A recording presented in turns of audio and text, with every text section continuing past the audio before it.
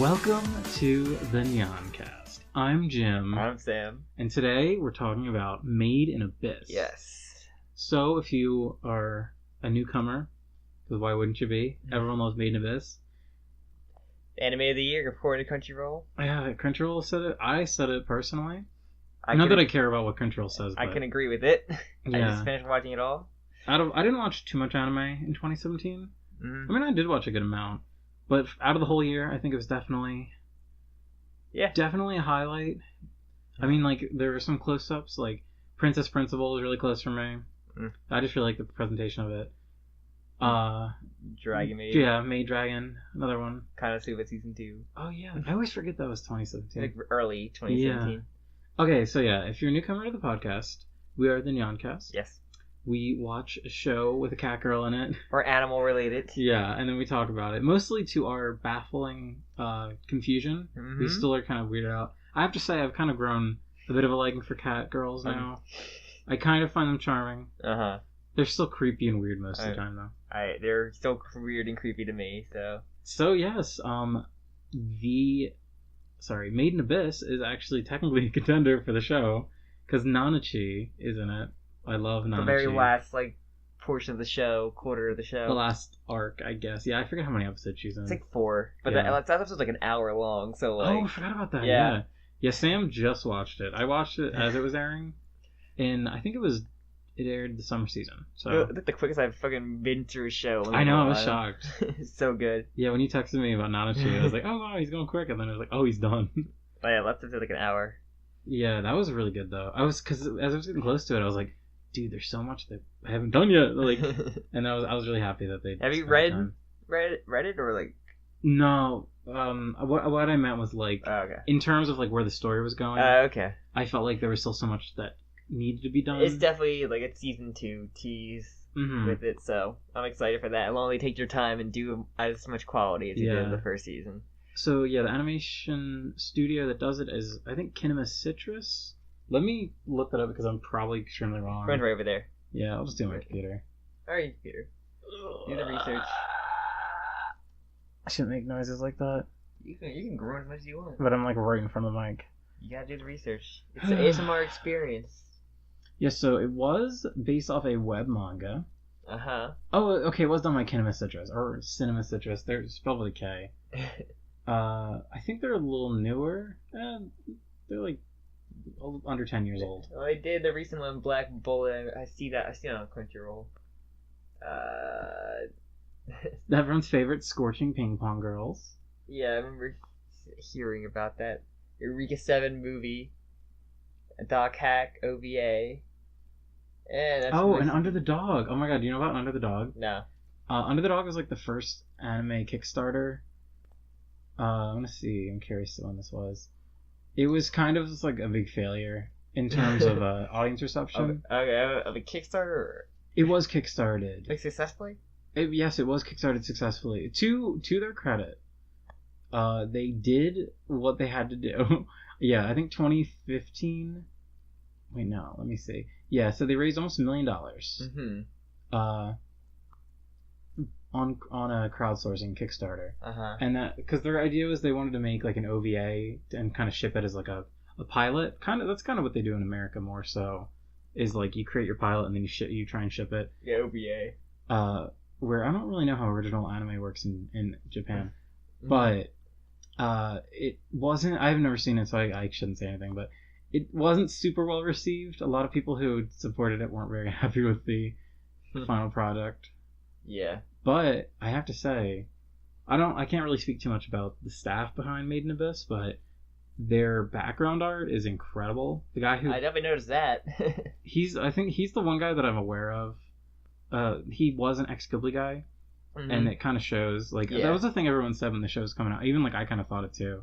The backgrounds felt very Ghibli. Ghibli. Yeah, I definitely can get that. The backgrounds are fucking beautiful. That whole the first. I think it was 3 or 4 episodes that they spend just in Orth, the town. Yeah. And they have this.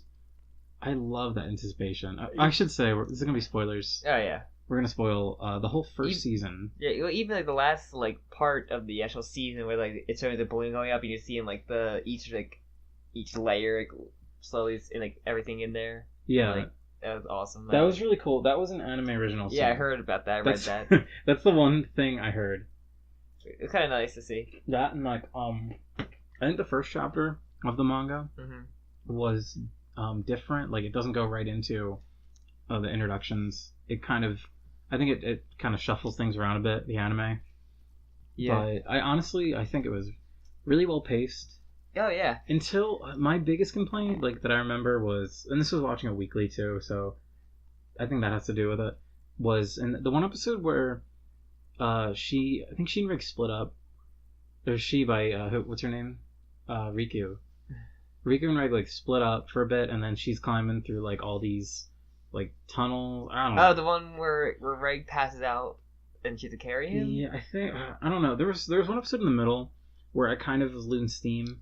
And then, like, they just put Nanachi, like, injected a whole different. Well, like, it was only because it was just Ray, because Ray passed out because he was protecting her, and then she had a dragon that she like went up like the little ramp thing and passed out. Oh yeah. Nations, and then that part was cool. And then they go to the next layer where they will eventually meet Reg, or not Reg. I keep saying Reg. Nanachi. Nanachi. Yeah. So, but yeah. So I guess Jim, if you had to explain the plot, what would it be? Alright, so Made in Abyss is set in a fantasy world, which it's kind of reminiscent of a lot of like fantasy RPGs, like JRPGs mostly, where there's like this city. Like an island. Yeah, it's like this island nation or city, whatever, and they have this gigantic. They built their city around this gigantic gaping hole in the earth. Apparently, abyss. Yeah, the abyss is called. It apparently goes down. Like miles and miles and miles. No one really has like a map of like the bottom of it yet. Yeah, it's separated. The show goes deeply into like how each layer is very different. There's like different like fauna and animals and flora and plant life. Each layer is different in a way. And they all have like different aesthetics and different looks to them. One's like an upside down forest. Yeah, that was really cool. Yeah, the one just like a bunch of like giant giant mushroom, but the top of it like water kind of thing. I think that one's one of my favorites. It's called like the Goblet of Giants or something. That's an awesome name. Yeah, that was really cool. So yeah, and each of them have like, the thing is like, if you ascend from it, you get terrible like condition, like side effects. The deeper you go, the worse. They call it the Curse of the Abyss, I think. Yeah. The worse it is. So like, the main characters are all like children. We have children who are main characters who. They're all orphans, and they're like training to become like relic finders, because apparently, well, at least what I speculate is there's some sort of like ancient civilization that had like lived within the abyss. Yeah, and they've created all these relics that they find old relics that are like the deeper you go, the rare ones that they're the ones that they keep and like they use to help them like on expeditions. Yeah, we haven't seen too many, but there's the one they reference where it's like a bell that can stop time, like. These are insanely powerful items. Yeah, the one had like the little cube that could like. It had like the fleshy bits inside. Yeah, that could like resurrect dead. Yeah. Kind of crazy. Yeah, that's really weird. Which I kind of want to go into that later. Yeah, definitely. That's one of the coolest parts of the show. But yeah, then like the one that season ends with is like the one that like glues your humanity if you go up and down. Like the last one we were like kind of shown. And that's another thing I want to talk about later, because that's like a huge thing that like probably my favorite part of the actual entire show. Yeah, we could become cats, Sam. We could do rabbits. Or rabbits. Or horrifying flesh monsters. God, that was like fucking. Yeah, that scene is pretty like iconic. But yeah, so continue. Okay, so basically we have this really interesting premise for a world, and then we have these children who are orphans, who are even at like age. I think they're supposed to be like 10-ish, maybe under 10. They're supposed to be children, like babies. It's like the main character's 12. Okay, she's 12. Alright. Yeah, and so she and her like other fellow orphans, they go into the first layer and they still like look for things. So we see them when they ascend from the first layer. They have nausea. They're like really struggling to like climb up these stairs. Oh, pretty sure nausea and like dizziness are like the first layer effects. And so yeah, we see like. What I find really fascinating about the show is how it paints this really interesting world, and like how indoctrinated everyone is in it. Like they're just kind of used to it. Yeah, so we see like they were putting orphans in this extremely dangerous situation. Yeah, because their parents usually die in the abyss. So like and it's cool because they don't explain things outright, but you're just like, all right, there's like hundreds of orphans, and like, so clearly the parents aren't living long. We also learn that there's a sort of hierarchy between explorers. Whistles, colored whistles, like belts and like karate, where you just like different really, colors and like different rankings. Yeah, basically we could go like into each one, but we don't know too much. So like or basically, red's basic. Yeah, so our main characters are red whistles because they're just children, and then the most extreme ones are white. Yeah, and their whistles are like usually part of like another relic that's like that's theirs and theirs alone. Yeah, and that's like. It's really interesting to me that they're holding, like, I think there's only supposed to be a handful of white whistles. Yeah, she named, we have the girl's mother, Liza the Annihilator, Orza, who we meet, Ozen, Ozen, the bull, yeah, Ozen's the bull. Ozen, or I thought it's same with an O, but yeah. And then the dickhead dude, Bone Druid, I think his name is. The evil name man. And then there's like, and then I think she named like 4 or 5 more like after that. Like, so there's only like a handful of them, like less than 10. Yeah, it's treated with like a real specialness. Like they are OP. Yeah, they are the final bosses. Kind of thing. Yeah, we can go into later like their special like about them. We learn more, but yeah. So yeah, our main character. You want to talk about Riku and her relationship? Yeah, with her mom. So her mom's a white whistle, and she gets like. Riku is also like on her expedition. She gets attacked by like, one of the beasts of the abyss, and this giant red monster, like flying whale. Yeah, kind of. She distracts it from attacking her friends, so she's running away, and then like out of nowhere, like a hole like blasts through it, and like it runs away, and she finds this like cyborg robot man named Reg, and she brings him back to the orphanage, sneaks him back to the orphanage, and her like couple of friends like. Try to get him back up and like understand what's going on, and he doesn't know. He like no memory of like anything. Yeah, which it's like. But he had the penis. So he makes that clear day. The penis. So yeah, that's actually a kind of a good segue. This author, I think, I don't want to make too many speculations. I think this author does do like a lot of like porn drawings. I'm guessing he likes drawing 12-year-olds naked, peeing their pants. There's a lot. There's a lot of like pissing in this show and like penis referencing. Yeah, like they talk like.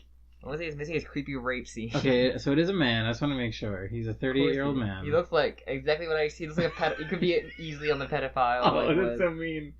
You tell me that. He looks like if Miyazaki was like 70 years younger and like 10 times pervert. And on the list, like pedophile list. Yeah, it really. That's like I don't know. I feel kind of weird about it because I think it's really like bold and interesting when you see, when you see media, especially like fantasy. This is like straight up dark fantasy when they take things so realistically and like later on like the spoilers. So something happens to.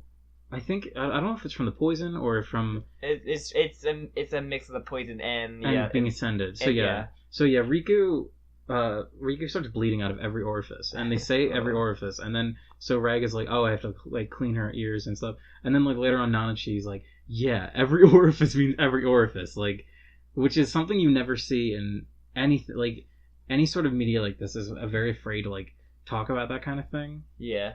And I think it's at least like it's interesting. Yeah. To say the least. But yeah, so eventually she gets a letter from like they get a letter and like they find her mother's whistle like on the bottom and like a letter saying like meet me like a message saying meet me at the bottom and so yeah, we don't know if she's dead, we don't know what the situation is. So she decides and then Ray agrees to find more about himself. That we're gonna go to the bottom, find her mother, and find all the answers that we want to get. Yeah. And then they sneak out and go, and that's basically where the main plot kind of picks up because you got character stuff in between there, but that's like the main thing. And then the abyss, then their dissension, which is kind of like a lighthearted adventure until you get to the last quarter of it. Yeah, it kind of is like it has like little bits of like that kind of lightheartedness, mostly with like Riku's attitude. Yeah. She's very chipper. Yeah. They go down, they fight some monsters, and like Reg has a cannon that like incinerate like basically like his OP. Yeah, it's the OP weapon, but he passes out within 10 minutes and then has to sleep for 2 hours to recharge. Yeah. and then which is nice. Yeah, but like on the middle, they meet like a White Whistle who carried her up as a child to like what's Orza or Ozen. Yeah. So yeah, what happened? Like what we find out is Riku was actually born in the Abyss. Yeah, her mother went down pregnant for some reason. Because she's a masochist, I guess. She's a madman. But they talk about her wearing... She has glasses on, but she wears them not for, like, vision correction, but it's, like, her vision, like... It says that she gets headaches. Yeah, she does without wearing them. Yeah, she'll get, like, migraine. So it's, like... So for some reason, the Curse of the Abyss is with her, and later on we find out she was born in the Abyss. Yeah. And died. She was stillborn. Yeah, her father also died down there during the same expedition as well. Mm-hmm. Like, yeah, so she died, and she was born stillborn. Which at first I thought, like, she was lying to her for the most part. Like, Ozen was lying, so I thought, like, she was kind of bullshitting about that. Yeah. But apparently it was, like, a real thing. Like, it actually happened to her. Yeah. And, yeah, so what happens is they put her baby corpse inside this cube. That's, like, Ozen's, like, relic. And she also has the thing that, like, is in her skin. Yeah. That like makes her super strong or whatever. Yeah, I thought that was just like a thing she just did like a acupuncture kind of thing. That could also be. Yeah, I don't know. But so basically that brings Riku back to life. But there's this. What I love is like this weird mystery, like what's up with Riku, like because she died when she was younger and was resurrected. They said like she did the baby when she brought her back up, that she would keep crawling towards the center of the abyss. I love that. Same thing as like the little like meat monster that she made in like the middle of the night. Oh yeah, I forgot about that. Yeah, she made like the meat monster, and then like it was also crawling towards the middle. That was another bedwetting scene too. Yeah, because he pissed in his bed. Come on, guys. That was a thing for bedwetting, like. It is kind of weird. A little bit. And then what's it called? So yeah, I think that whole idea of her like, so there's something that's drawing her to the abyss, but also she has like a real goal. Like there is a real reason why she wants to get down there. Mm-hmm. Which so then also there like Orzen beats up like Reg. He fucks him up. Yeah, she's like super strong. Yeah, she's like, literally final boss. And also, like, they also befriended like this little trap boy, like, too. Trap girl. It's a boy. It's just like a girl because I guess he's being abused or. Yeah, child abuse is another thing in the show. Yeah, at one point he's like you went against me just to help your friend. I admire that, but I'm also going to strip you up naked and punish you for it. I'm like, oh, okay. I guess that's like the version of spanking in this universe. I guess. Like, instead of just spanking or like because the orphanage lady does it too to Rico. Yeah, like they string them up. It's weird. That was a weird scene too because it's kind of a weird lighthearted montage, and then you just have a picture of Riku naked, like tied up. There's one scene where she's like it's like raining, and like she's like naked with like her hair covering her boobs, and like just like what the fuck is this? I know that was like one of those like red flags where it was like. This is a 12-year-old man. This guy definitely draws lewds, doesn't he? In Japan, right? It's fine in Japan. No, it should not be. Yeah, it's one of those things that's just like ooh. But the problem is the show's really good. Well, yeah, but a lot of the things that this creepy thing tied to this really great. A lot of things that Orzen was telling her, like, oh, false, but I guess the stillborn thing was like real though. No, I definitely think that was real. I don't think they bring that up a lot. They keep bringing that up too. So like, I just assume because how else you could bring that meat monster like actually like there she was, and they know she was actually in it because other people say that she was in that thing. Yeah. So, with Pokemon Hiker guy told her that at least. And then so they eventually leave there. Before they leave, she puts them like the forest for 10 days, like survive without using your cannon thing, blah blah blah, and they do. That was kind of where the show hit a little bit of a wall for me. Yeah. It was kind of like I liked the exploration was really cool, and I was like, okay, I really want to see the next area, and then it was like, oh, so we're gonna spend like half an episode just like kind of dicking around in this dark, boring area. But she gives them a pickaxe that she loses like later on anyway. Like she loses like, all their shit. Even though that's why they didn't go back for it after they fucking kill the monster or get scared away the monster. I forget the name of it, but there's a relic she lost really early on called like the Star Compass or something. Yeah, that's like in the OP and everything. Yeah, it's in the OP and so prominently featured. I was like, oh, they're gonna find it because everything finds a way back and like or something. They said something like that. It's definitely going to show up again, like without a doubt. I think it's gonna. You'd think so. But yeah, it was just like, all right. They lose a lot of things. I mean, they're constantly falling. Yeah. You have to fall to progress. So they leave, they say their goodbyes, and then they go to the next layer, which is like the big hole, like one of the biggest center things, where they gotta like use like these animal caves to get down. It's like a series of tunnels. I love the little cat moles. Yeah, they were cute. I love them. But yeah, that's when like they re-encounter the red monster from like the first episode, and it's called like a split jaw or something. Something like that. Oh, there's this one monster that freaked me out. The one that can like do the mimic one. Oh, like, I want to talk about that. Yeah, like feasting on like another like. Oh, that thing was so cool. Like that image when it like puts its head up and has like the weird like the eye in the middle. Yeah. Like I was like, damn, that's so creepy. And like feasting on it, and, like they had that weird dream of like her being the one feasted on. Yeah, like, horrifying. That whole scene where it's just like. It just showed how, like, what's the word? How everyone is, like, a target. Like, yeah. Riku could die instantly. Like, yeah. Reg is really sturdy, but, like, Riku just got swept up by one. We know he's sturdy because he got, like, fucking Orza pegged him into the ground and, like, crazy. But, yeah, like, she gets swooped up by one, and he's like, if I miss this shot... It's over. Like I can't reach it. My arms can't shoot long enough. And it's like, and if I do miss it, I'm gonna pass out, and then it'll be too late. Like I'll be asleep for however long. 2 hours. So, and that was like that was a really intense moment. That was like, damn. It really showed like how weak he is, how weak they are, even though he has this like doom laser. Yeah. That is really cool. He has to manage with like his stendo arms. Mm-hmm. But yeah. Which is a great power. Yeah, so they run around there. They encounter the monster from the first episode. He uses his laser and it doesn't kill it. And then she has to carry him in the tunnels until. And then the part when she goes into like that weird big like digesting plant, like she gets eaten by it. Just stabs it like Gears of War style, awesome. Where like the chainsaw the worms are in. I forgot about that scene. That's a great scene. That's a stupid. So there's a scene in Guardians of the Galaxy 2. This is really random. So like.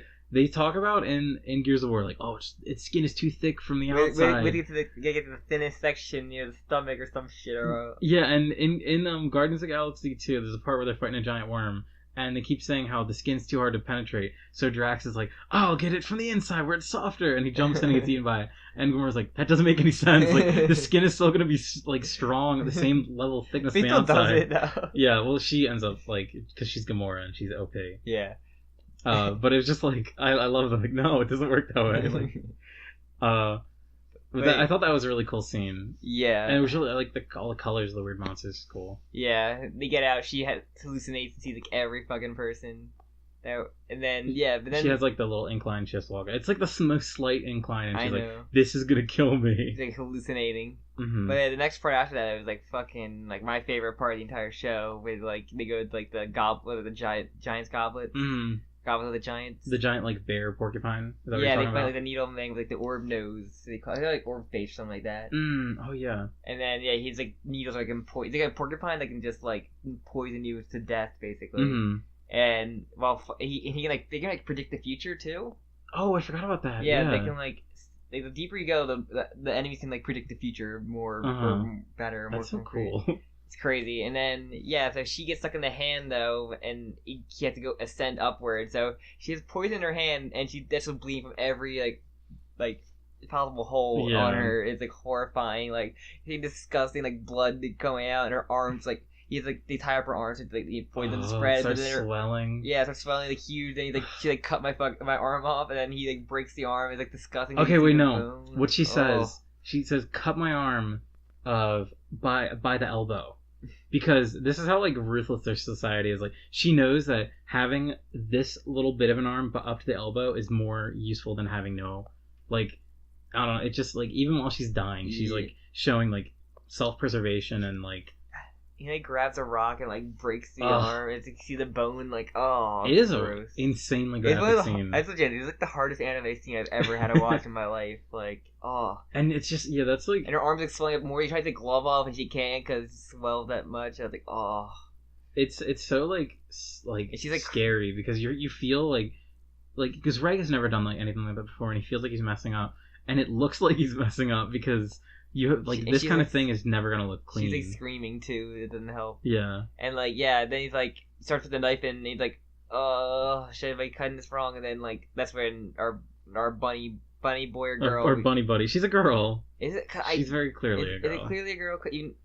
Yes, they made it like very. It seemed like they made it very ambiguous. It could be any either so? or. I feel they were so even young. the flashbacks didn't like really couldn't really tell. Because she was so young. Because like little kids don't have like defining. She's definitely a girl though.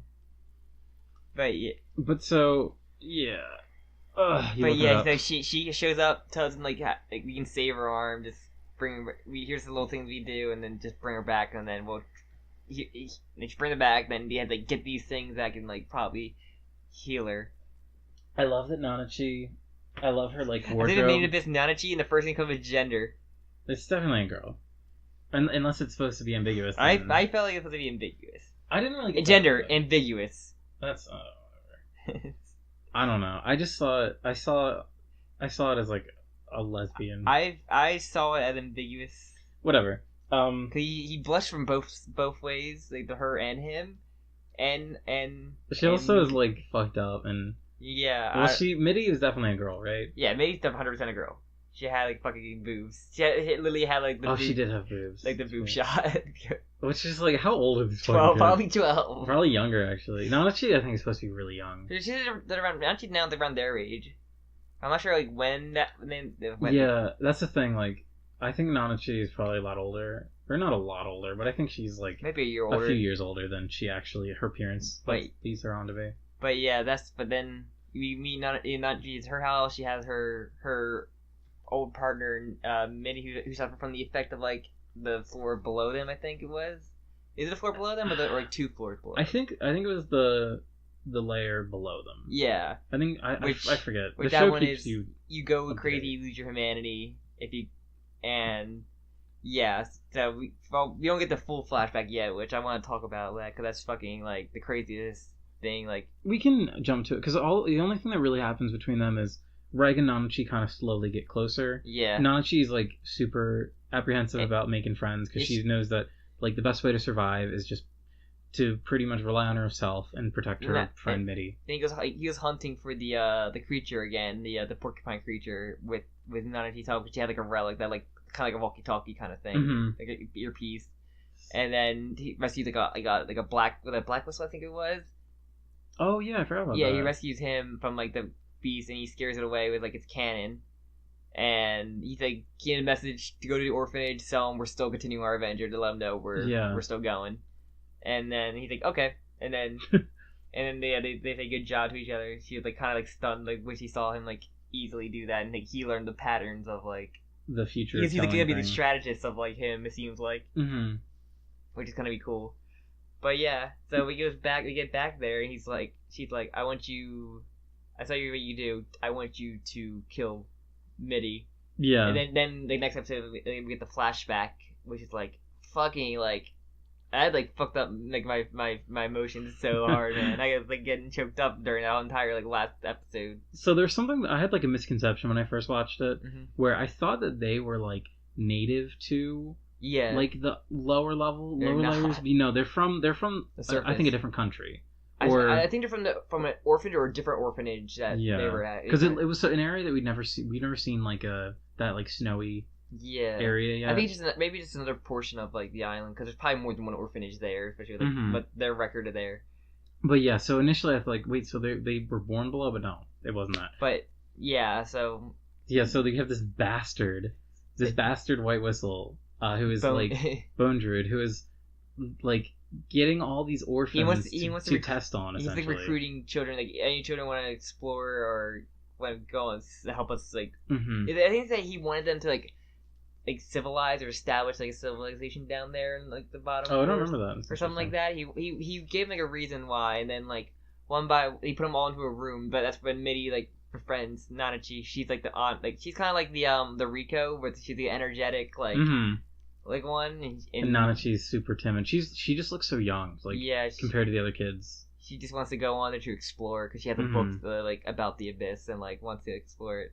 And one by one, you see like the waiting room they're in, like it just gets smaller and smaller. The kids, they just don't come back. And then she goes away, and then he follows them out there and like sees like her in a tube, and he's like, "Oh, I'm glad you're here. We're gonna send you down there too." It's like he's such a bastard. Like the way that he calmly explains it so clinically. I think he said like, he's like, so she's like, she'll take it the extent for you or something like that. Like, she's like, she'll take it for you, like, as much as she can, then whatever she can will then affect you or something like that. And then she fucking turns into a blob, and she turns into like a bunny.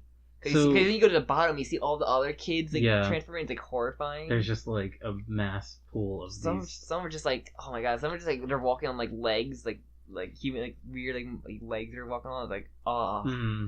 So yeah, it made me think like, so is there like a cost to it? So like, because Nanachi is still like definitely not like a monster. She has her humanity still. Yeah, that's the thing. She undergo transformation, but still had her humanity. Exactly. Where Mitty was like. He transformed completely, and they show like constant imagery of her being trapped. Yeah, like her soul is kind of like that trapped. That was in Riko's dream. Mm-hmm. Was like she could like sense her nearby crying. But another thing, like, she was special because she could regenerate. Like she couldn't die. Like, yeah, so they couldn't kill her. Yeah, but when he escaped with Mitty, like he said that he shot her with like his special relic, which was similar to the incinerator that like we didn't regen her eyes. Mm-hmm. And that's how she knows like, oh, he can put her out of her misery. And it just makes me think like all the tests they did on Mitty just to try and kill her. Like, yeah, that is so terrifying. And then Nanachi also trying to kill her in different ways. Like he had the one thing with all the spikes in her. He had like a fucking like diver that was like dying like in there trying to like do stuff with him to help. Mm-hmm. It's kind of like fucked up, but that's what the graves are in his backyard. Yeah, but I'm like, fuck, man, this is like it's like so. Because first you see Mitty and you're just like, ooh, that thing's gross. But then you're just like, oh my god. And she's like sucking on Riko. Yeah, that's not gross. The drilling thing's really gross. But you're just like, oh my god, this poor creature. And I think one of the most like emotionally affecting scenes for me is when they put Mitty and surround Mitty with all her stuffed animals. And I'm just like, old Yeller style, like it's like old Yeller. Then Nanachi's like, I can't do it. Like, oh my god, that part. And then she hugs him, say goodbye, thank you, everything, and then like she like do it. And then he does, and then they all cry. Vaporize. It's fucking sad as fuck. I know. That was just like that. I don't know. The whole thing with the stuffed animals, like that killed me. That was like the final nail. So it's probably one of the hardest hitting things since like I watched Gurren Lagann, like that actually like fucked me up like mentally like that. Yeah, because that was like that was Nanachi's like last.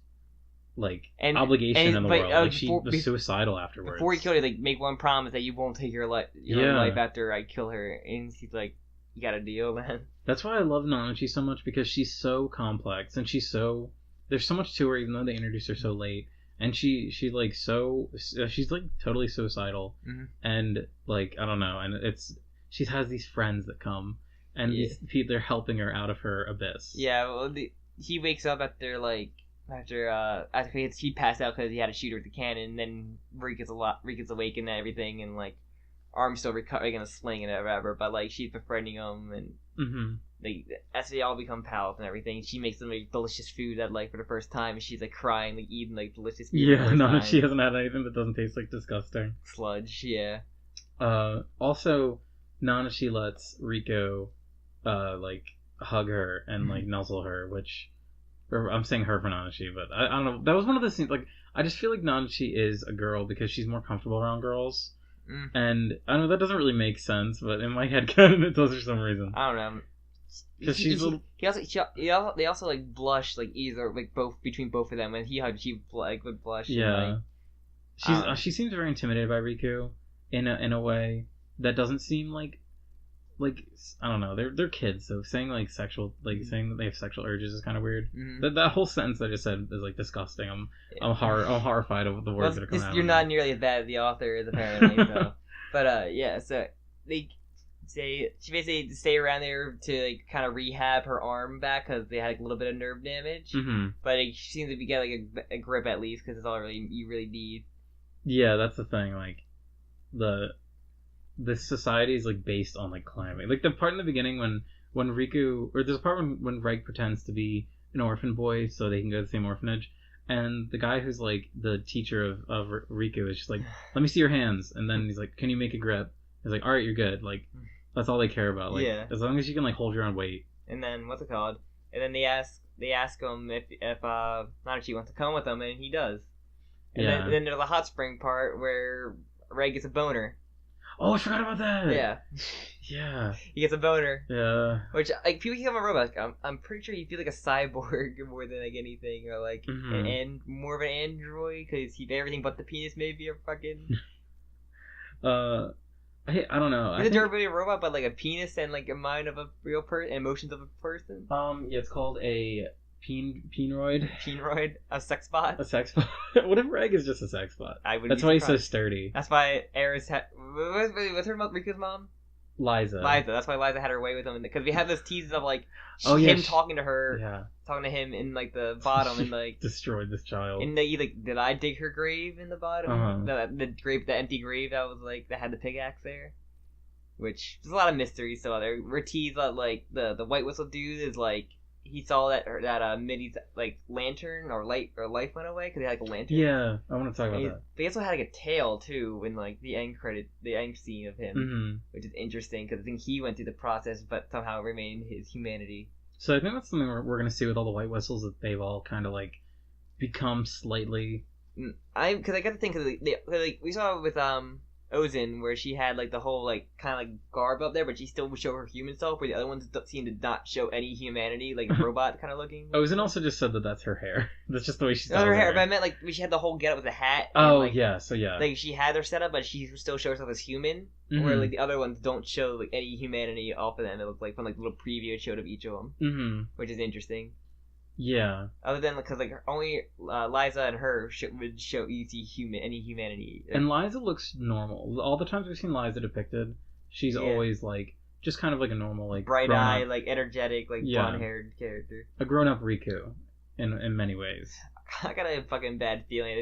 You remember Gears of War 2 when like Dom finds his wife and she's like fucking horrified? Yeah. Like, I think it's gonna be like fucking Liza at the bottom where like he finds her. Why are there so many Gears of War? I don't know, because the giant worm. Giant worm. But yeah, like that kind of thing where, like, where you turn around like, oh fuck, you're like, oh, did it hurt now? It's just like, because it had like bad news coming all around it, and like, it also like mentioned like the handwriting was like not hers too. Which one? Remember she showed like the note to Ozin. It's like, oh, the handwriting isn't hers though. That's the problem. Yeah, like, I forgot about that. She's definitely probably down there because that wasn't her grave. There was no one there, but.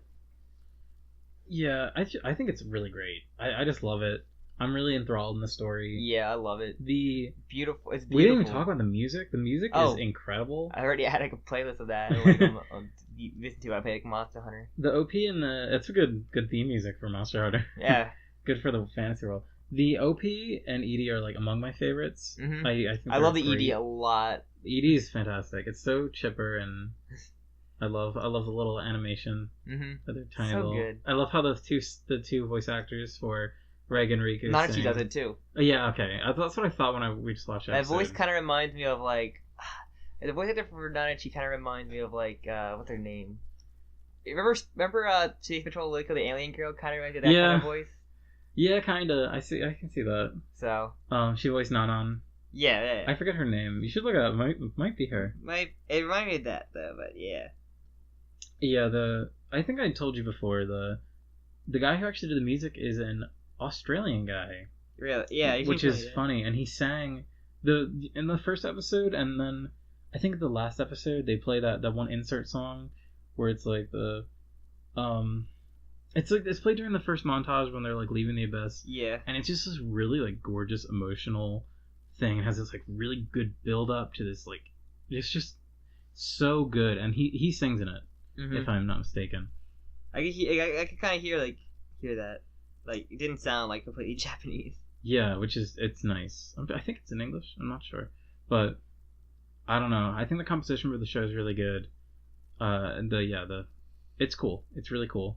Yeah, I found the voice actor. Yeah, the art design and character design are really good. I actually adore the character design. Yeah, well, it's a very unique design. I always say, I think it feels like one of those like animated comic once in a blue moon with its own just like unique look and like visuals. Like it's like Madoka or like one of those kind of things. Like it's one of a kind of its genre. Mm-hmm. It's one of like a wide face, just like Madoka has a very wide face. Yeah, a lot of suffering. Yes, but it's probably in my top 5 though, like all time now. It's definitely up there for me. I don't know if it's top 5. But I think it's really good. I think it has a few issues, and I'm always I'm always a little apprehensive when a show's not finished. Because, like, who knows, season 2 could be terrible. Yeah. But season 1, as it stands, I think it's very good. As long as they don't rush them, I think it'll be fine.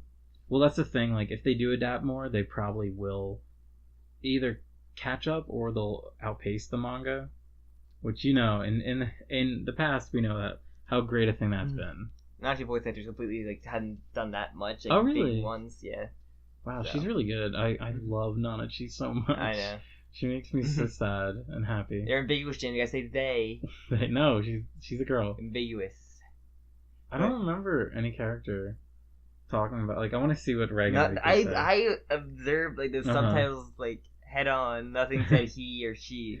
That's one of the annoying things about. You haven't seen any of Land of Lustrous yet. No. But in the manga I've read, everything's male pronouns. They use he for everything, even though they're all cute anime girls, just because they don't have gender. But in the show, they never say it. They don't even say they.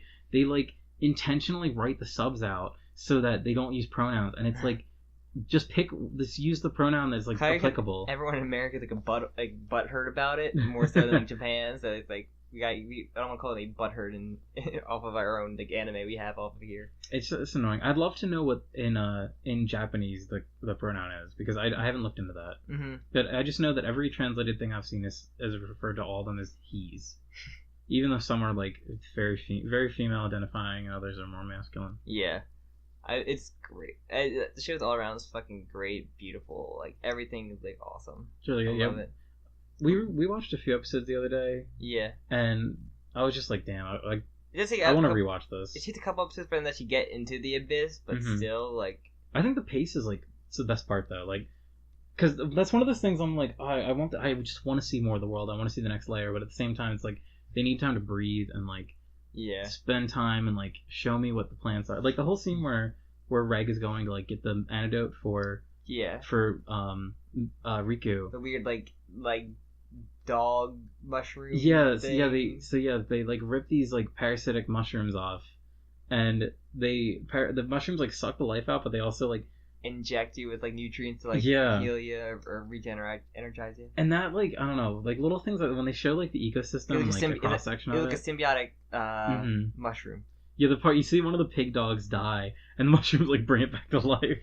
Like, I don't know. I think that's when you see those little bits, it adds so much to the world, and it just, I don't know, it's very fascinating.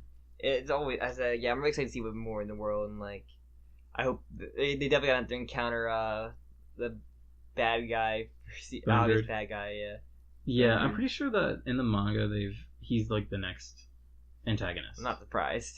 Yeah, I'm really curious to see how that goes, because I'm pretty sure they were leaving for the next layer at the end of this season. And I'm pretty sure he knows they're like coming down there. He's like, I'd like to see you again, Nachi. Yeah. So as for like going forward, where do you think they're gonna go? So like the one thing that I've seen through like the OP and like what they've talked about, it seems like there's a city at the end of the abyss that people who've gone too far stay there forever. That's in like the second episode they called it like the city of the unreturned or something. We're probably gonna reach there, then probably meet one friendly person only to like leave them in the next one.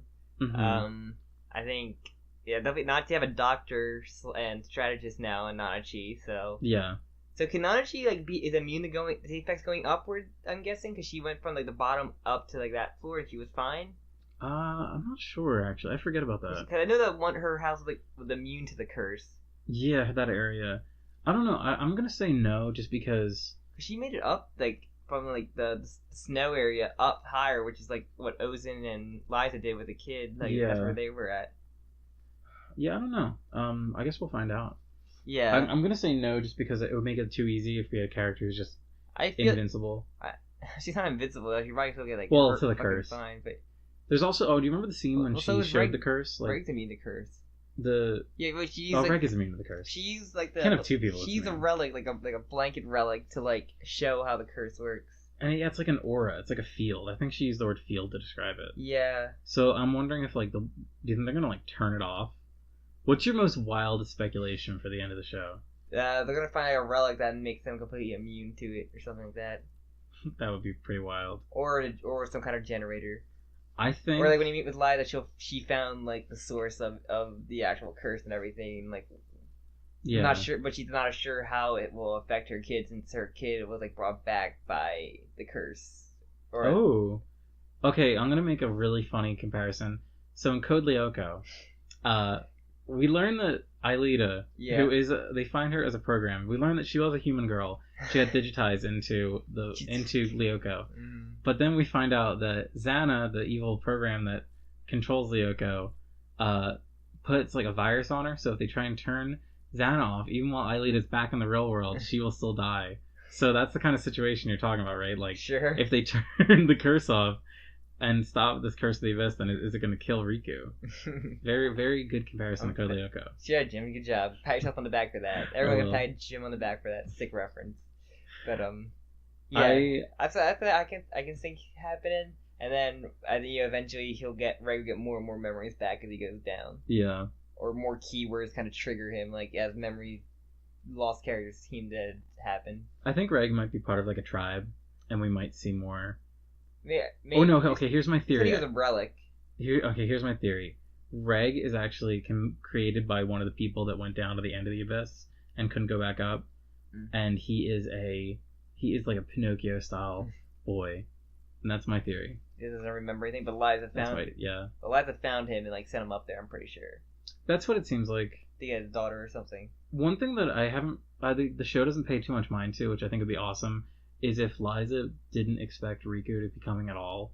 Like, because as you said, like there was this letter that got intercepted, and it was kind of out of context. You can tell that it was like cut off, and then Riku interprets it as like, oh, I have to go meet my mom. But then we found out later it's not even her handwriting. So I think it'd be cool if like her mom's just like, oh, like who are you? Like. Oh no, she knows her daughter. I think she knows her daughter looks like she was at least there for like a year or 2 years, I think. But her daughter was a baby. Still, the baby's changed. I don't know. I don't know. You know what I mean? Though it'd be cool if she like. She knows Reg, so maybe I don't know. Let's see. Because we know she knows Reg now. So we'll see. More mysteries will pan out. Oh, also, the one thing I wanted to add. Last thing, I was listening to a podcast or something about the show, and they were saying like, how terrible would it be if when they reach the bottom of the abyss, there is like a teleporter that just got teleports them back up. Surprised. Like how that would just take like all the wind out of everything. Helicopter. Yeah, they just ride a helicopter and they're good. Oh no, where it's a curse jetpack. Curse immune It's a jetpack, yeah. Yeah. Well, yeah. I think it's like how it's gonna end because if you can't ascend up, if you want to do a happy ending, they have to do like something that either turns off the curse or something that makes them immune to the curse. Yeah. Or they have to, they have to kill them. I guess they gotta do something to kill everyone off. Yeah, they probably like a bittersweet, or either bittersweet or just not sweet. It's a very bitter ending. Just not sweet at all, just a bitter ending. Yeah. Honestly, this is a show where I'd expect a bad ending. Yeah, exactly. It doesn't have it has too much like goodness in it though. Like it definitely won't do that, but. Yeah, we'll see. I don't know, man. I didn't expect there to be an attempted amputation scene in this, so I didn't think it happened. Well, that was the thing. Like, when I was watching it, I kept hearing, like, oh, it gets dark. It gets so dark. So I kind of, like, ready for it. And you get the inklings of it early on, too. Like, the first episode sets the tone pretty well.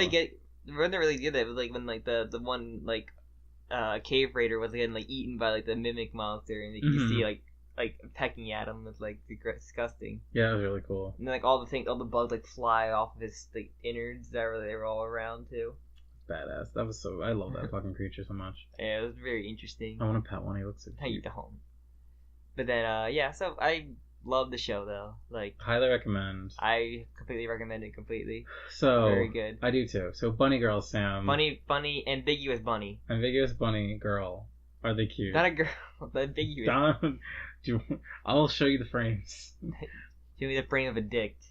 Yeah, okay. You have more to prove than I do. No, you need to find a dick. I don't think it's either. It's not very obvious. I don't think it's either. I don't know. They haven't said it. I think it's more of like. I think it could be either one. She's either a boy or girl. Yeah, but I don't think they made it clearly stated that it's one or the other, though. That's the thing. Whatever. But then now she's great. Like, I felt really fucking bad for him. So. She's adorable and I love her and I want to give her a big hug and tell her everything's alright. I love Nanachi. Nanachi, like, she didn't save the show for me because I really liked it, but she stole the show for me. Yeah. Like, she is definitely my favorite character. Probably my favorite character of, like, anything I saw last year. Yeah, definitely. I agree. Fuck that fuck that bad guy if he gets sighted. Yeah, the thing I love about him is like he's not like a mustache twirling guy. You can tell he really cares about science, but he's like he cares like about science like the Nazis did. Whereas it's like we're gonna do the most heinous things. Yeah, like child experiments. We're gonna throw morals to the wind, and we're gonna do what we think is objectively good science, which is evil, which is terrible, and he's torturing all these children. Just see how losing their humanity alters them.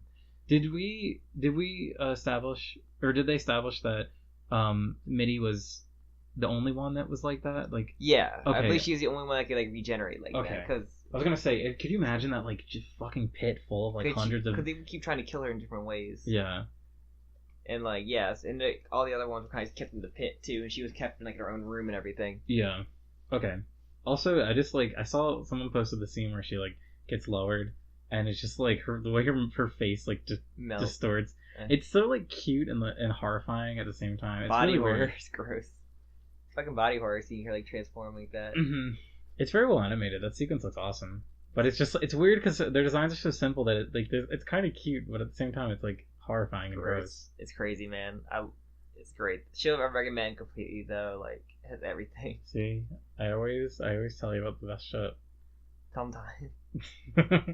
You're gonna have to watch Code Lyoko next. I already watched Code Lyoko the Kid. You haven't seen all of it. Have you? Yes, I have. Every single episode? I've seen every single episode. Even the French live action? No, well, not the live action one. That doesn't count. That's non-canon. It's non-essential. I watched enough of Code Lyoko. It really is like the same show. No, it's later on they introduce... No, not like this. No, every episode, the same episode of Code Lyoko. That's what I meant to say. Okay. Not Made in Abyss Code Lyoko. I was saying, like, what the fuck are you talking about? You don't remember the episode when Odd had to break Aelita's arm off and cut it off and got really in the virtual world? But then she went back to the real world. Like, what the fuck was that? Yeah. As they do in the show. You remember all the girls bleeding out of every orifice in their body? No. Not at all, because French don't know how to do that. Do you know how much blood you'd lose if you just started bleeding from every orifice? Like, a lot. Like, a lot of your butt's really big. Like, buttholes are your big. eyes, your ears, your nose, your mouth. It's like fucking horrifying. Your belly button, I'd assume. Your nipples. They are technically. If any or now. Might depend. But like, it's like horrifying. Yeah. Another thing that don't want to happen to me is bleed out of every orifice. I'll chalk that up as the thing I don't want that to happen to me. That's the thing I don't want to happen. All right, let's move on. But nothing else to say? You're good. No, I think we covered it. I think this is a great show. Yeah. I'd give it a 9 out of 10. And Amazon Prime, what are you waiting for? What would you give out of 10? I think I'd give it like a strong 8 or a strong 9 out of 10. 8.5, 9. 8.5 to 9 to me. I definitely, the second half like picks it up a lot more. Do you have any 10 out of 10 animes? Not really. I looked at Gurren Lagann, and there was like that one episode that's kind of like sour in the mouth, so it's not like a perfect anime. But yeah, Gurren Lagann's like a nice 8 for me. It's probably one of my favorites. Fully Cooley's great too, but there's this guy next being crazy. I think Madoka is a 10 out of 10 for me. You're just very like. I think Madoka's an easy. You're very high up on Madoka, so. Madoka is just a show that I can watch infinitely. Like, it is so well constructed. Every element of that show is like gorgeous to look at, and like the witch battles are cool. I don't know, people. I literally cannot see flaws in it. That is my flaws. I look at Madoka and I see perfection. I can't see flaws in it. Someone who loves Evangelion, what do you give that? Okay, that's the thing. Like Ava and Madoka are my two favorite shows, and they fluctuate a lot.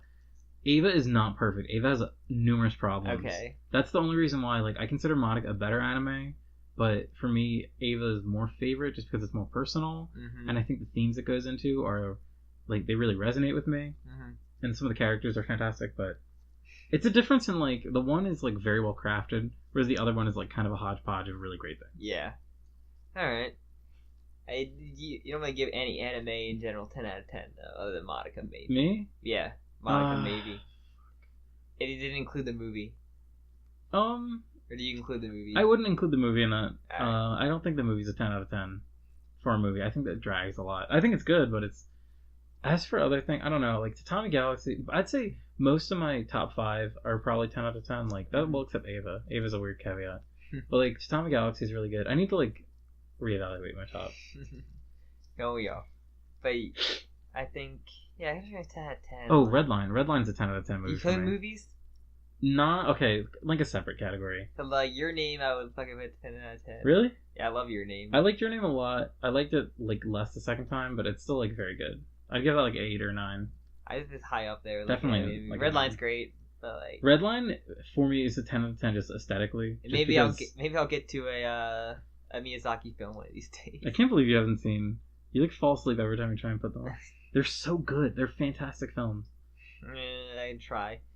They're one of these days I'll try. Just don't watch Ponyo first because you won't like it. That's the one with the little person, right? The little like.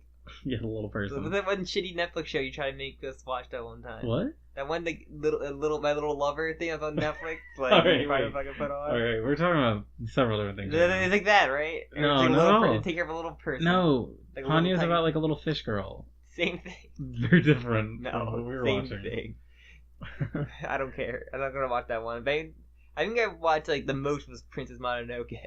Didn't we watch that? Yeah, I'm not sure how much I was paying attention to it or fell asleep. It's a masterpiece. I don't believe you. I love that film.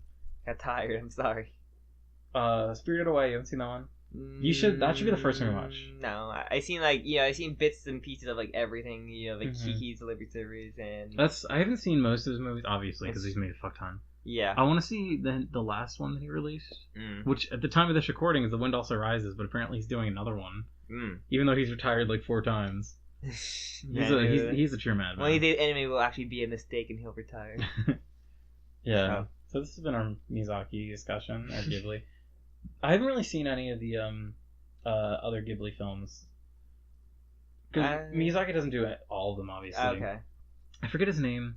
There's like Miyazaki's like the number 1 dude, and then there's another dude who did Grave of Fireflies. Yeah. Only Yesterday. People love Grave of the Fireflies. Yeah. Yeah, people like jerk off to that movie. Well, maybe not like actually. Jesus, Jim. But people love that movie. Talk about your Holocaust, Jim. Cry porn. Talk about your Holocaust, Jim. Holocaust? No. I don't know. You're a few hundred miles. Yeah. Off. I am.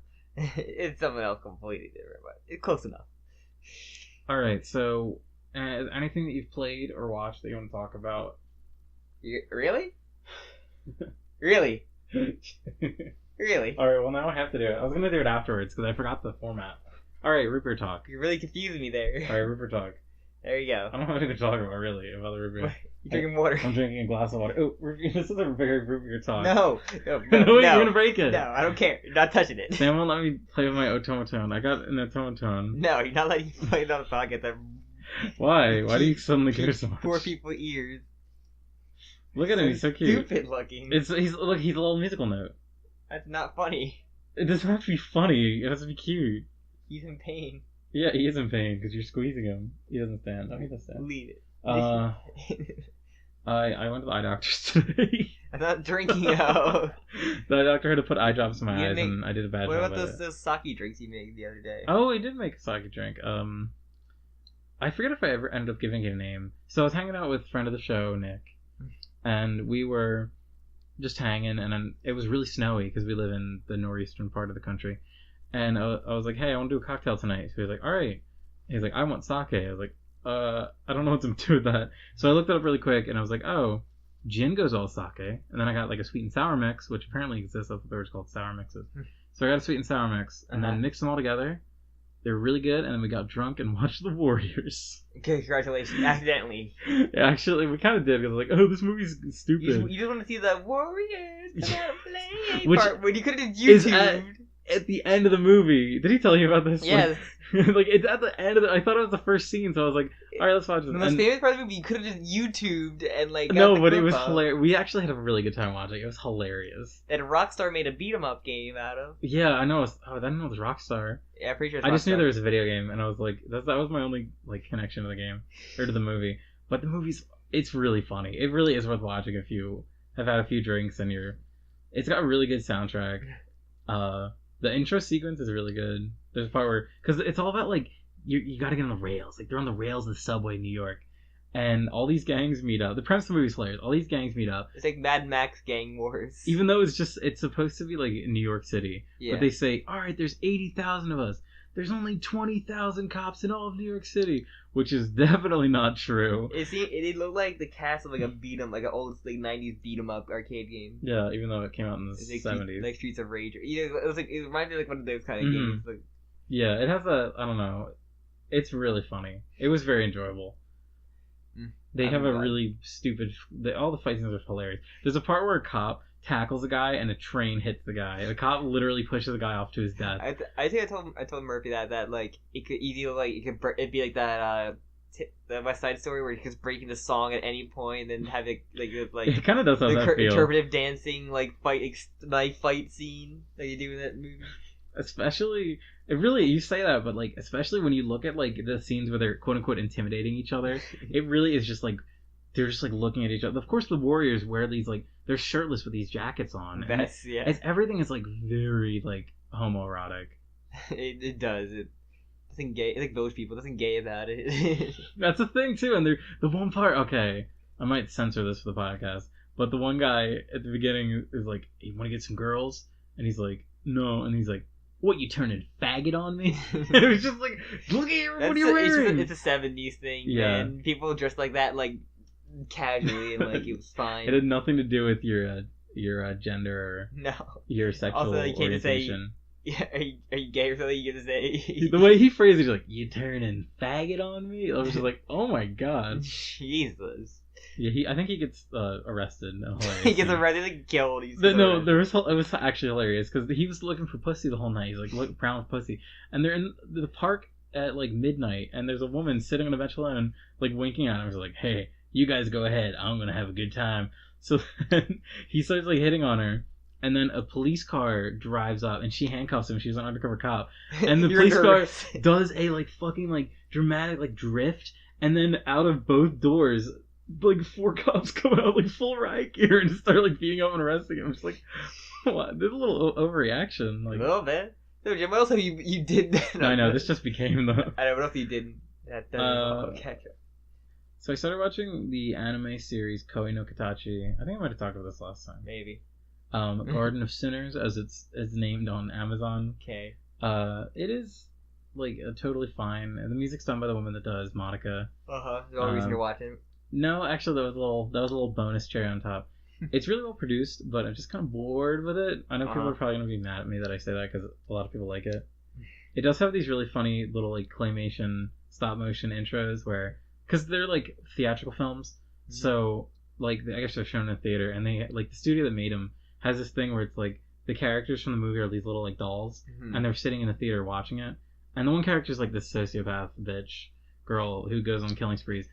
And so anytime someone like talking, like some person pulls their phone out and starts talking during the movie, so then she like looks at him and like goes over and kills him and like the stop motion. It's really funny. Those are really charming. And what else do you get? Oh, I started playing Dark Souls 3. Yes. Your boy finally got Dark Souls 3. How's that going? Really good. I like it a lot. That's good. Cool game. Yeah. And I think it's not rated T for teen. I can't see. Can you check? Yeah. Is it rated M for mature? Yeah. Yeah, so that was the weird thing with Dark Souls 2 is like rated T for some reason.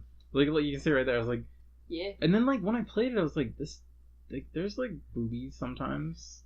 Of course, they're like zombie boobies. In the first Dark Souls, wasn't there like a giant lady with her boobs, or she's just big? No, she has boobs, yeah, but she doesn't have nipple. Like that's the thing, they never don't nipples. You gotta go all the way, people. Come on. It's very anime. Like there's just these 2 weird boobs with no nips. Yeah, what's her face? The Chaos Queen. I forget her name.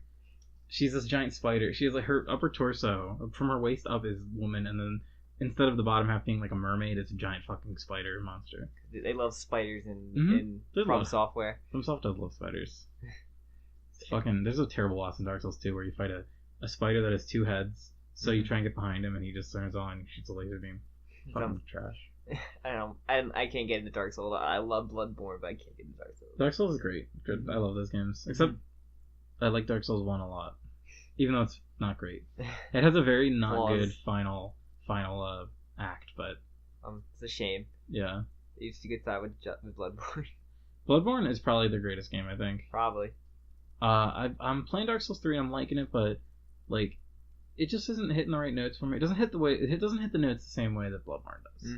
Bloodborne is really, it knows how to please a woman. Let me just tell you. Yeah, I'm working my way to like get to the DLC. Oh, did you play?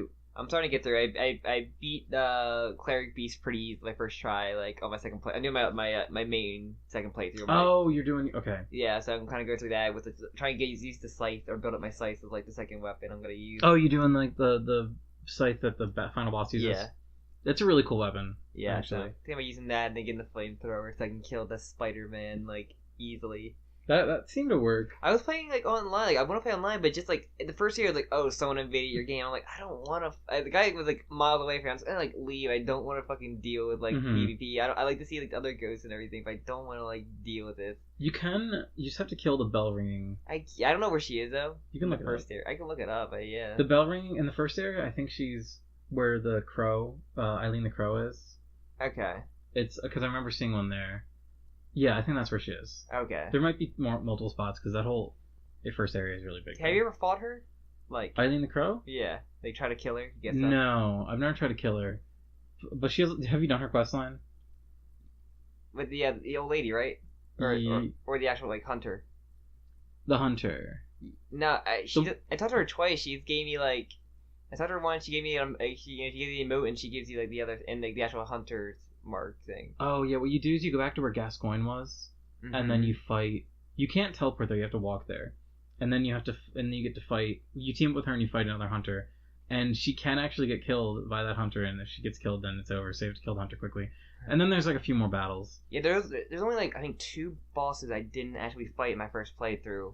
Mm-hmm. So I might go back and do those too. There's a couple like non-bosses, and there's all the Chalice Dungeon bosses. I haven't done Chalice Dungeon at all. Yeah. There's a few like Chalice Dungeon only. The one bosses. like alien kind of boss I didn't fight in it. What the? Oh, you didn't fight Celestial Emissary. Yeah, I didn't fight that one. Yeah. So that's like the one boss I didn't fight. I didn't know. No, yeah, that one in not Augur.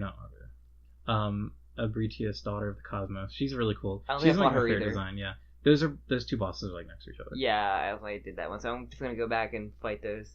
I love her design. Her design is the coolest ever. Yeah. So, and else?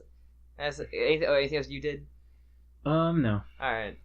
I watched the first episode of Jessica Jones. Not bad so far, but gotta watch where it goes. Mm-hmm. What else have I been doing? I haven't really played like PlayStation that like much other than like Bloodborne recently, but I'm trying to think. Yeah, other than Maiden, I kind of went through Maiden Abyss, but I haven't really done anything that much. Like. Yeah, same. Like, I've been working a bit. Yeah. And doing other things, and... Same. So, I'm not trying to debate what to watch next after Maiden Abyss, so... We'll see. I mean, well, you got... I do have an electricity some, like, my ideas to watch next, but... That's another really quick one, if you're afraid of getting, like, deep into, like, another fucking 90-episode long show. Well, I'm waiting for Hunter x Hunter to be dubbed, so I can, like, build miles and watch it. Shame. I like to watch the long... Easier to watch the long ones like that, though. But Hunter x Hunter demands your full. There'll be parts where you will have to like focus because I did with Full Metal too. Like it was easy to do. Like when actual like awesome parts happen, I would stop building and watch. When they start going into like how the magic works in Hunter x Hunter, it took me a very long time because they introduced like 4 different systems at once, and I'm like, this is too fucking much. But yeah, I'm trying to trying to debate on what to watch next. So yeah, we'll see. Well, good luck to you. I actually. A friend of mine just recommended something to me last night that I want to check out. Something called Golden Boy. Have you ever heard of that? Sounds familiar. It's a OVA series, I think from the 90s. Mm-hmm. And he said it's really funny. And I'm into OVA series. I feel like the quality is really high normally.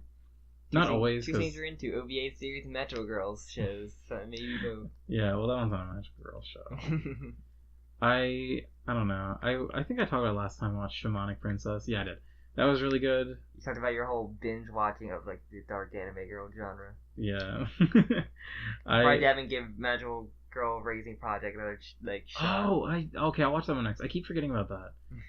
Yeah, I know. Your sister really likes that one. Yeah. So I'll check that out because I do like Magical Girls. Mm-hmm. And I heard so many things about that show. I was like, I guess I'll write it off, but it's been so long. I feel like now I have to watch the first episode again, and I hate doing that. You're dedicated to all these Magical Girl shows. I know. I'm not really. I do like the occasional Magical Girl though. Mm-hmm. Yeah, I'm trying. I see it's also on my queue on like Crunchyroll and anything worth watching. So, anything else? Anything else, Jim? Just looking at this funny picture I sent you. Thank you. No, I think that's it, really. Alright, then. I think that's all. I mean, this episode ran a little longer than I expected. It's fine. Manifest deserved it. Yeah. I had a lot to say about Manifest. Yeah. It's kind of weird for a change that I remember more little things that happened in it than, like... No, it's definitely good to have someone who just watched it. Yeah. Weird for a change that I'm the one that happened to, but I'm, like, terrible at remembering things. That's the thing, that's why I really hate, like, waiting for new seasons to come out on TV shows. Yeah. Because I'm the person that forgets, like, minor characters. And when I started watching Jessica Jones, it was like they had like a little like a 2-minute recap thing of like this first season in case you forgot. Oh, thank God, because that was like, feels like it was long, like 2 years ago. Yeah. Almost 3 maybe, because I think it was like two. Yeah, because it came out the year I graduated. So that was 2 years ago. Yeah. Good, because I'm really excited for Jessica Jones. I love that show, and I forget. All I remember is like Hellcat. Just wait for Hellcat and Spider-Man to team up to stop Thanos from getting the Cosmic Cube in the Thanos copter. Yeah, that's all I can hope for. All that matters. All right, then where can they find us then, Jim? All right, you can find us on YouTube. Yes. Under the Nyancast. Yes. Find us on iTunes. Yes. Under the Nyancast. Yes. Follow me on Twitter. I am the Nyancast. Jim's keeping up on that a little bit. Yeah, a little bit. We just had a new episode come out, so I wanted to bring this up now. Mm-hmm. I'm going to start doing episodes every 2 weeks. Okay. We're going to have a bi-weekly podcast. But now, hopefully these Northeasterns will stop happening and we can actually, like, record on a day we want to record. I know, yeah. I really thought that the last one was going to, like, do some damage. It didn't really do damage where we are, though, it was messy. It was, yeah. Very messy. Did you have to work that day? Yeah, I had to work that day and I was miserable as fuck. Oh, you're outside. Yeah, I got to work outside that day. That sucks. Oh, I wasn't outside. I was working, but I was like, oh, at least I'm... Fuck that. At least I'm warm. Alright, that everywhere they can find us? Sorry, switching. Yes, pretty much. Yeah. Alright, and hopefully, we should have a JoJo chapter soon, in a week, in this week or next week, so we'll have an episode of that coming whenever we get around to that. Yeah, probably next week, if not whenever they allow us to. We have no choice on that matter. Yeah, really. So, I'll use my stand weather report to create more nor'easters. Part 6, no. And then snails. And snails. Yeah, so yeah, let's keep an eye for our Jokaka episodes. Chapter... Oh, shit, what are we 74. 74, wow. Yeah, around 74, who knows? Crazy. Yeah. And yeah, that's pretty much it. This will just be a spoiler cast, or probably a mix between a spoiler cast and like an actual episode. Yeah, it's a spoiler. I'll label it. It's an episode and a spoiler cast, so you probably. I generally like the ones where we do spoil everything. I label them. Yeah. And I have a little playlist. This is also an episode, I think, of like normal. Oh, for sure it is. Yeah. So. That's why we did all like the song dance at the end. So thank you for listening. Thank you so much. Sorry, this outro has been super distended. We're good. I've been Jim. I'm Sam. Bye bye. Bye bye. Bye bye. Bye bye.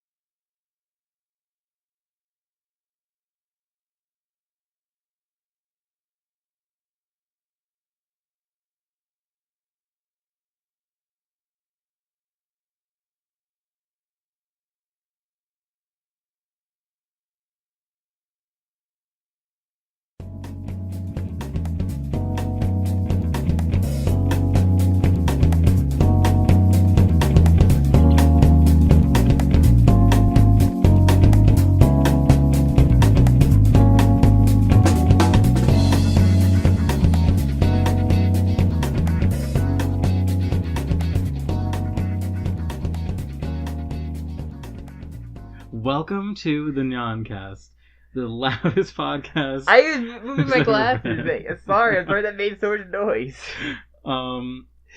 Excuse me. I think it's actually impossible for you to not make noise. Was it really that loud that I moving my glasses to scratch my eye? I had it. No. You want to start this over? I'm gonna amplify that one little bit extremely loud. No. So everyone hears it. You can restart if you want. Alright. Are we doing 5 seconds of silence now? No, we already did. That's just good for the whole thing. Oh, okay. All right, just give me like 2 seconds where you don't talk so I can properly introduce.